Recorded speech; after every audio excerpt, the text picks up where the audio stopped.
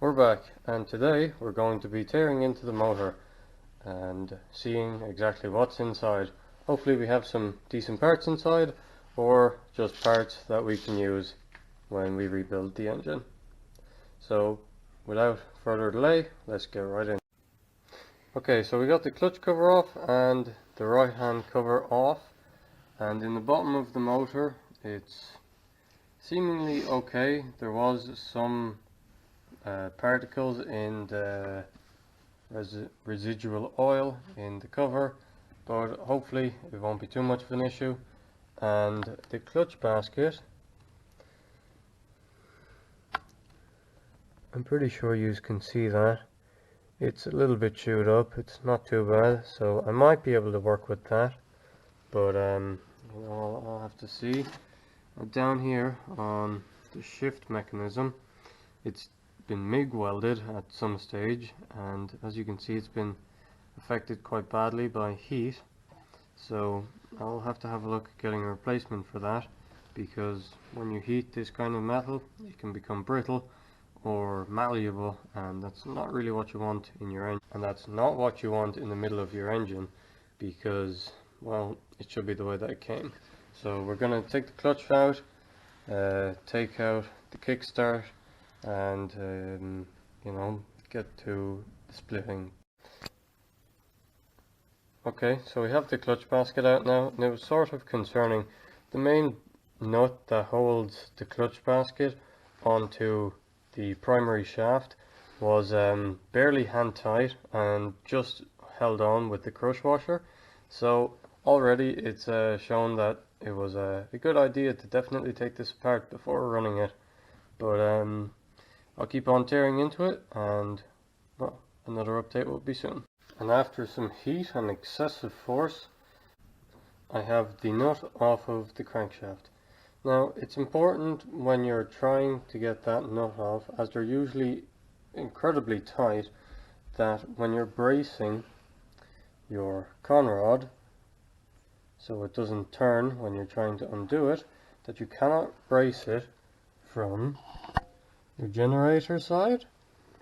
And it's best not to try and put a screwdriver through here and brace it off of your cylinder studs, because when you brace it on your generator side, you run a very high chance of twisting your crank and putting it slightly out of play. And with a tolerance on this bike of 0.03 millimeters of run out from end to end, that's not very hard to throw out. So you have to brace it on this side, and the easiest way to do that really is by putting your clutch basket on, or drive nut and the clutch basket, because in the event that you apply too much pressure and one of the teeth could break, but if you use a softer material it should break or compress in between the two gears, and then you should be okay and not break an expensive part. You can just break say a 1-cent coin. A quick update for the YZ125 engine. It's still not taken apart yet. I've all of the case bolts all broke loose, except for this little one here. Unfortunately it wrung off pretty good, and it's in quite a little tight spot, and I can't quite get a grip on it with vice grips. So I'm gonna have to get a little extractor set or something like that. I don't really have much faith in extractors, but it's kind of the only thing left to do.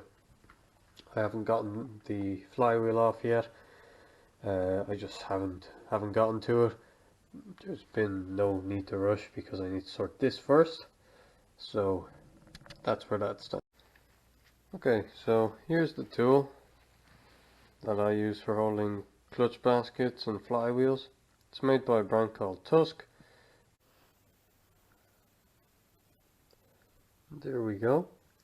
It's been broke loose. Usually you would be able to put, one second, it's kind of awkward with one hand.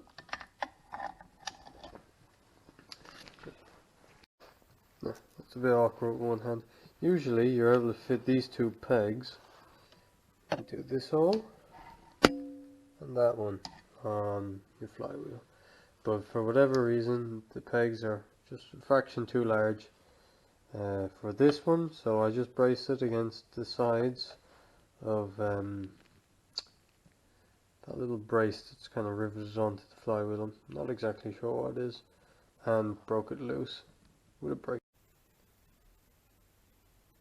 Okay, so behind that nut there's a washer. I have that taken off as well.